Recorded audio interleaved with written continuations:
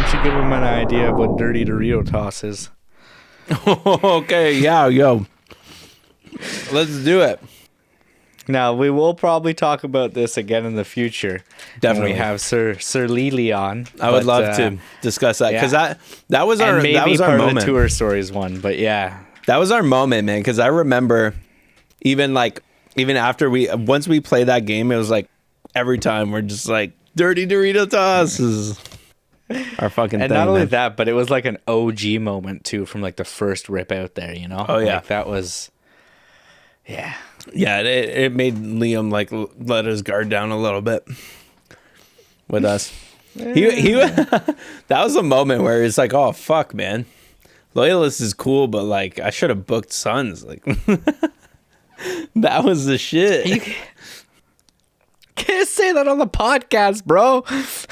I'm the one who's supposed to get drunk and say stupid shit. Bro, I've been drinking here. I got 4.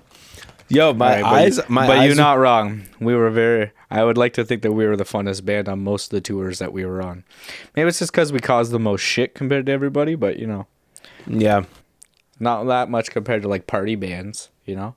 We had like the most like the weirdest dichotomy because we were always super professional and responsible about things and made sure we had all the gear and everything was like locked down. We made sure that we could put our trailer against something so nobody could get in it and like always so responsible. But then when it came to like fun times or like lot dogs, like man, yes, I don't even know. Millions of things.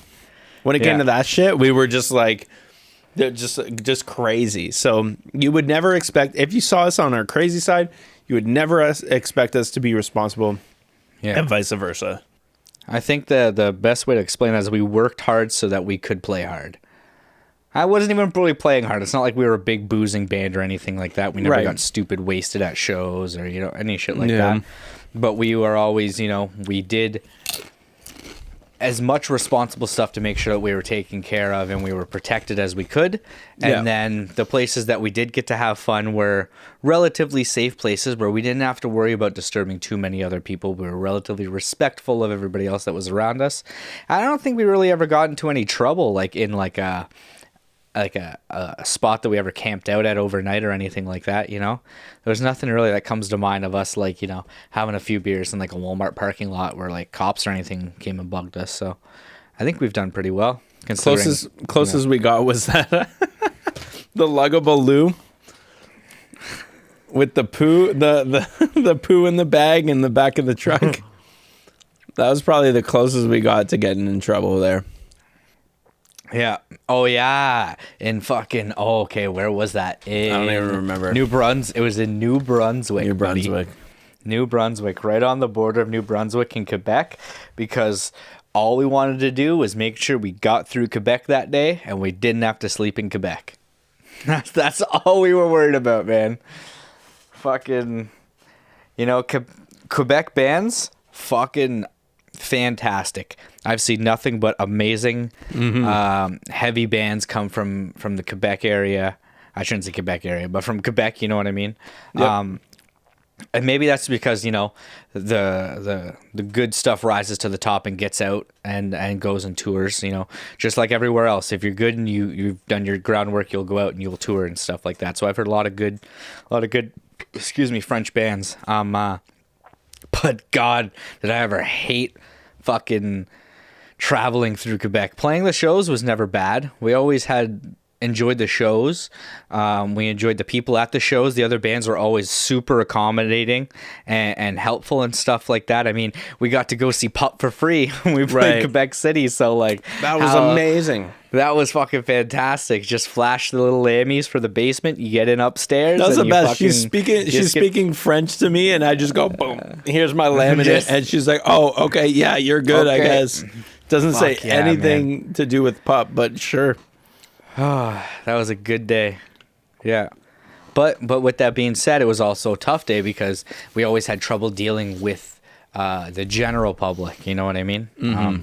Never felt quite accepted and stuff like that. But that's the way that, you know, I feel a lot of people from Ontario and stuff get that vibe when they're traveling through Quebec. So maybe it's each person is different. Who knows? Maybe we were just dickheads and we didn't realize it. You never quite know. I mean, pretty much are everywhere we go. So I do remember one time going into a Tim Hortons and Josh McKay walking up to the fucking counter and being like, "Fucking, I want le tea." I was like, "Oh, God fucking damn it. None of us are getting what we want now." This dickhead went first. I know, man. Go last and be an asshole, man.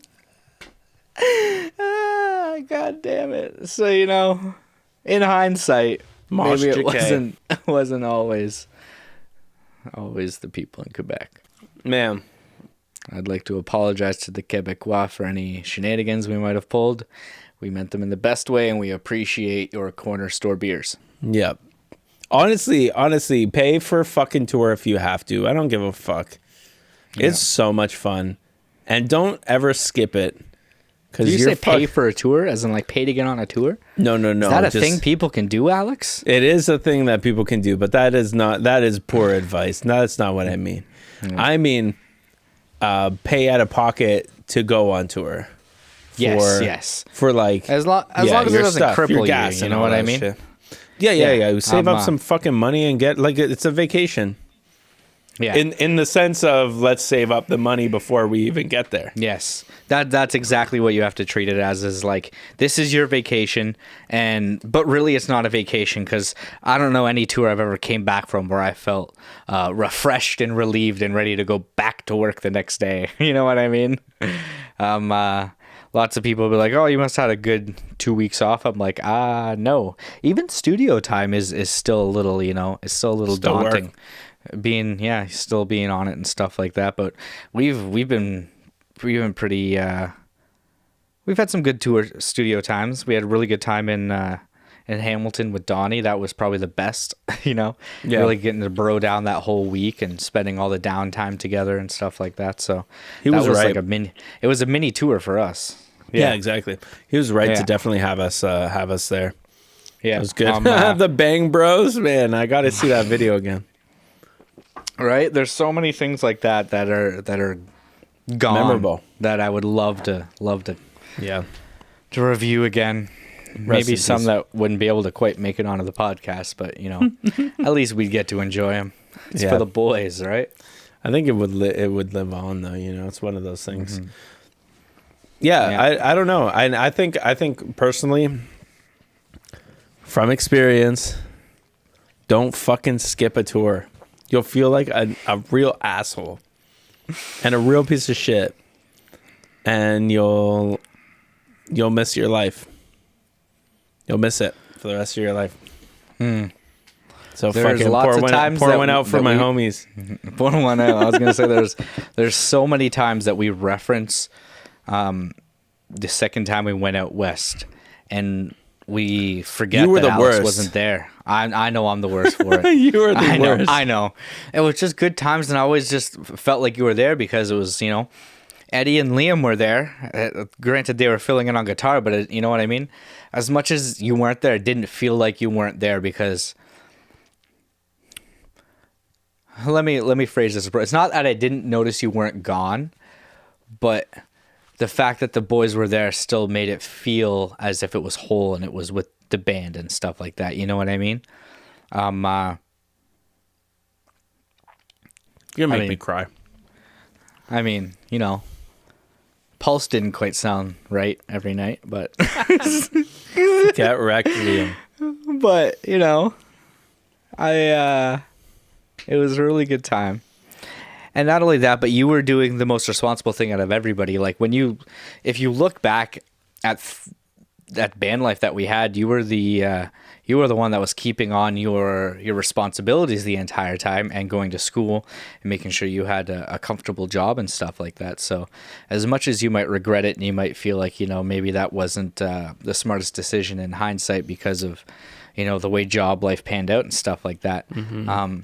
I think it still was a good decision. If we didn't end up being able to go on that tour, I might say something different, but you know what I mean? It didn't end up negatively affecting us in the long-term thing.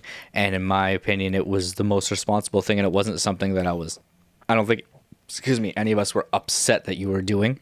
And you were, I mean, the whole entire band life when we were doing serious shit, you were the anchor the whole time. You know what I mean? Whether it came down to recording or designing or financially and stuff like that, you were the anchor. So if anyone was going to miss that tour and be able to do it, it was going to be you. Yeah. But I mean, the thing that kills me, man, is like, there's a little backstory here, but like, I was kind of in between jobs and I was just starting a really awesome job coming up, which had ended up being a really awesome job and would be a job that I would keep. Well, it definitely made connections that I still hold dear to my heart today. But I believe, knowing now what I know about that company, is I could have told them, hey, look, I get back from tour on this day. I would like to start on this day, or like, on this week, I'd like to start on this week. If I had looking back at it now, knowing how they really are, if I had told them that, they probably would have still given me the job, and I still would have started, after the tour. So I could have had my cake and ate it too. But because I was so much of a little bitch to not go through with it, that's what held me back. So it was like literally just myself, man, that held me back. When really it was as simple as just being honest and being, hey, look, I got this tour planned. I can't start until after this tour. Yeah. Like you basically like you take it or leave it kind of thing. And I knowing now, it's like, man, you just have to be confident in yourself and your ability, right? And people love to play that card too, especially in corporate stuff. We're probably getting off topic here, but no. Well, it's a good lesson that people just need to be, like you said, be honest, and something as simple as a conversation can change things greatly. And especially if you approach it in the right way. You know what I mean? Just like you said, hey, I'm very interested in this job. I am 100% committed to this place. However, I'm also committed to my band and we are going on tour at this time. Would it be okay if I started afterwards? You know what I mean? And if they said, no, we would prefer you start before, be like, okay, I do want this job. I will start before and I will skip this tour to show the commitment to the company, right? Right. But that wouldn't have, exactly. That wouldn't have happened knowing what I know now. But you don't think, exactly, right? So it's like you said, it's just something as simple as being able to feel comfortable enough to have that conversation and to also prepare yourself professionally to go in there and have that conversation in the appropriate way. Yeah. There's so many conversations that happen that are about, maybe good topics. Maybe you want to go in for a raise somewhere. Maybe you want an opportunity or something like that. Yeah. If you approach it and you don't present yourself in the appropriate manner, then it can be taken the wrong way. You might look money hungry, or you might look like you feel like you deserve a position and you're not feeling validated or something like that. You know what I mean? You always want to present yourself in a way that's, maybe flattering to yourself, but also that, you're bearing yourself to them. Yeah. Well, you can't be unconfident. Like, and it kind of goes in everything in terms of business and stuff. It's like, you have to be sure of yourself, and you have to know what you're bringing to the table, and you have to know that it's different from what other people are bringing. Like, as long as you've been, you've been working really hard at it, literally trying your best. And lots of the time, man, people can see your potential too, because they would way rather somebody who maybe hasn't quite made like the best work, but they're like easy to work with, and they're definitely they've been able to consistently put shit out all the time, rather than those people who have made one good project in like the last 2 years, and then every other project has been like subpar. It's that consistency. You have to have that consistency and that that just like driving force to like keep going, man.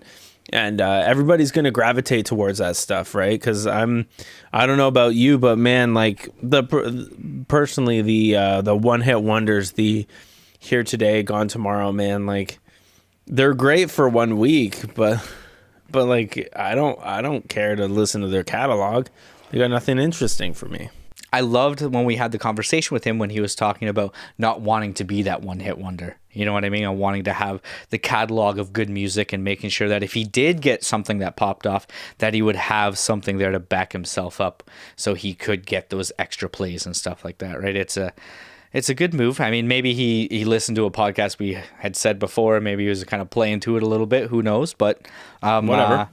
But it's a good game plan nonetheless, because at the end of the day, you don't want to have a one-hit wonder. You want to have a good catalog of music that showcases what you're about as an artist and that you can feel confident about, and then also might have some good longevity too. I mean, one thing that we've been proud of is that we listened to some stuff that we put out 10 years ago and we're like, this kind of still holds up. This is still like not too bad. It's not bad, right? Yeah. Like, yeah, man. Serpent and the Wolf still slaps. Yeah, no, definitely looking back, like there was, but you know what the thing was, man, and it's the consistent thing with every good band and artist that's doing stuff is the consistency, and it's that effort. You can tell when people have lost it, right? And you can tell when they're just playing to the masses, and it usually happens. Like it usually happens when they get signed, like almost immediately after, right? now, do you feel like it's because there is other influence? Hold on. Backtrack that again. You feel like it's when they get signed. What was it that you said that you feel like happens when they get signed? They lose that. The effort. It's the effort. So see, like, okay, the music that we did early on, it still bangs because we literally put every ounce of our soul into it. Mm-hmm. And that's happened consistently for us as we went along. There's nothing about the music that we put out that we weren't like, you know, whether it was written in like a week or written in a year, the song that came out after it was like, it was a effort. And it was just so much of ourselves poured into that. Yeah. But I find when bands get signed, lots of the time they just like, they start to phone it in, right? They start to cater to what the album or the label backing says. They say you need to be more like this or sound more like that. Do you feel like that might be maybe not so much the music side, but you feel like that might be because a lot of other things are taken out of the artist's hands? So yeah, I say that coming from a DIY aspect, if we went and had signed to a label towards the end of our career, there would have been a lot of stuff that we would have thought we were giving up. You know what I mean? Yeah. We need label approval for album art to be a certain quality, maybe designed in a certain way. Yep. We need to have our promos done and our general content and stuff like that. So I'm almost wondering if a lot of that stuff is taken out of your hands and it's like, oh, the label's going to handle your Facebook and your Instagram and your Twitter now, and you guys won't have to do anything, and you guys can take over when you want for certain things, but you can mainly use your own pages as your like band promo now for like, you know, anything you want to promo yourself personally. Yeah. But as far as like the band now, you're part of a company, and now we're going to promote your normal band stuff as much as we see that needs to be promoted in the ways that we see fit, right? Yeah, and I mean it's like it's all a business too, right? It's like, how can we, as a label, you know, you're kind of going after those people that have. It seems like the label is always have their ear to the ground because they know who's gonna pop off first, and if you know if they don't, or if they aren't the ones that are going to pop off organically, they want to help them do that, right? And they push them. It's like, okay, there's this amazing documentary from back in the day called The Merchants of Cool, and it's pretty much them going around and finding really cool, trendy shit. Like, this is like 90s stuff. Like, this is early. But what they do is just kind of find really trendy shit, and then they buy it, or whatever form of it that they can buy, and they push it out to the masses until it gets completely oversaturated, and then they dump it, and they move on to the next thing. It's a really cool documentary if you're going to ever look up on this kind of stuff. And what was the name of it again? Merchants of Cool. Merchants of Cool. Yeah. It's like it's got that. It's even got the '90s title ring to it, but it's super interesting, man. And I watched it twice in two different like classes. One in college, college sociology class, and then one in I think it was like anthropology or something in my high school. And so it was like, or no, I think it was a business class that I saw Merchants of Cool. And but essentially that's the whole thing, and that's their plan, is to purposefully take something and shit on it or like push it out so hard that like nobody wants it anymore, and then they just peace and move on to that next big thing. Interesting. But now the world's gotten to that point where you can almost put something into the right hands. Like, let's say somebody was on like the Joe Rogan Experience or something. You literally just you put that person on that platform, and then that's how they blow up and that kind of thing. So people create this like almost like a trampoline, and they just bounce shit off of it.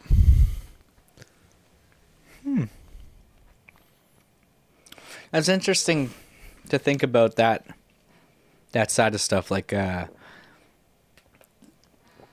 platform of podcasting and certain podcasts as a trampoline to just bounce stuff off of. You know what I mean? Yeah. Depending on what kind of content you have or who you are, you bounce higher than others, right? Well, you know, yeah, That bounce is just views.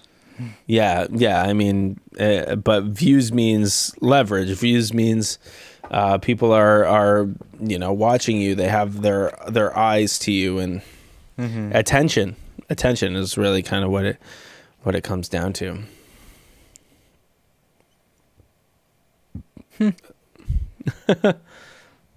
Yeah, it's really heady. It's really up and out there. But essentially, man, it's like there's people out there who are just smarter than you, and maybe not even smarter than you, but their whole play is just looking for the people who have already been putting in the work to be able to take them, put them on, send them out to a bunch of different people, or send them out to like a wide audience, and then just peace. Once they're like completely, if they haven't made it to a second phase or a second wind or anything like that, then they don't have longevity. Yeah, and then they just push them out and go away. And that's one really important thing that we talked with Tito about, which was the whole independent thing, and to have that connection with each artist personally. So you're not struggling to be the guy who like, you've just been recommended to somebody, right? Like you've become something personal to somebody, and they want that, like that connection that they feel.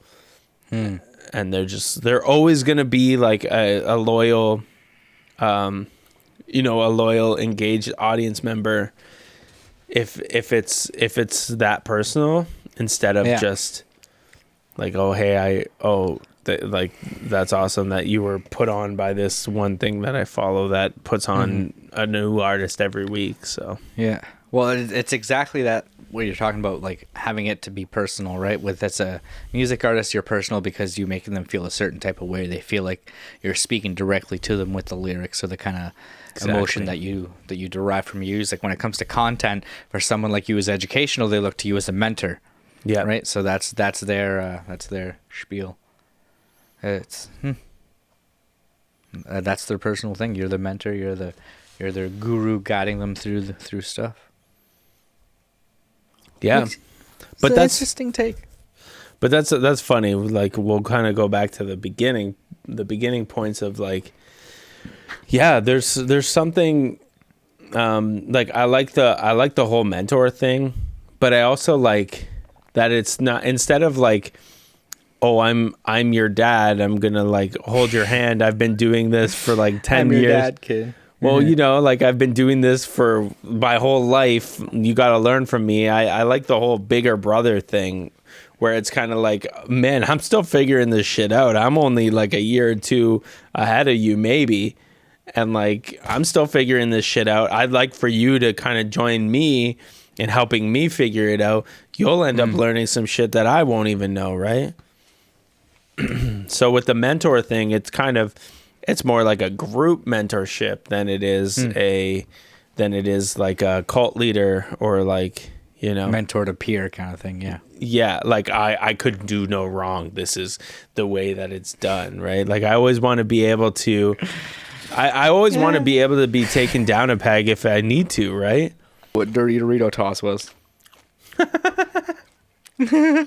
This has been like a 45-minute turnaround here. So, Alex, why don't you break on down? Dirty Dorito Toss. Okay, well, let's talk about Dirty Dorito Toss, buddy. Dirty Dorito Toss is very simple. All you do is you take a little piece of Dorito, about this little big, piece of Doritos, yeah, about this big, and you stand about 6 feet apart so you can play this during quarantine. Yep, 100%. And you and a buddy have to stand with your tongue out like this while the other guy throws it at you and tries to land it on your tongue. It's going to hit the ground. It's going to hit the fucking ground like a bunch of times. And as it does, it gets more and more dirty. So that's not good quarantine stuff. But at this point, who cares? It's in the name, Dirty Dorito Toss. What was that? You cut out. I said it's right in the name, Dirty Dorito Toss. Dirty Dorito Toss. You got to know what you're getting into before you play this game. Yes, sir. And yes, so you just toss it back and forth until one of them hits your tongue. Now there's a video out there where I finally nailed Lily, and I gotta see this video again. So shout out to Landon. If you got that video, send it my way, bro. I need that video because that is the greatest moment of my life on camera, and he probably has lost it. But anyway, oh man. Anyway, that's all you got to do for Dirty Dorito Toss. There's some other footage that's better than that, but we won't talk about it. Okay, that is the non-nudity footage. Well, ladies and gentlemen, this has been the Lost Sons podcast, having a few drinks and just catching up on quarantine life, what we've been up to, talking about developing some content, maybe some game plans for musicians to grow their online presence during this downtime, and just some fun experiences we've had on the road and shit like that. So I don't know why I did such a professional outro, considering we've been getting schmammered, and we talked smack this whole time. So... Bro, let me change gears here and say cheers to everybody. Fuck yeah. And we had a fantastic time. Thank you very much.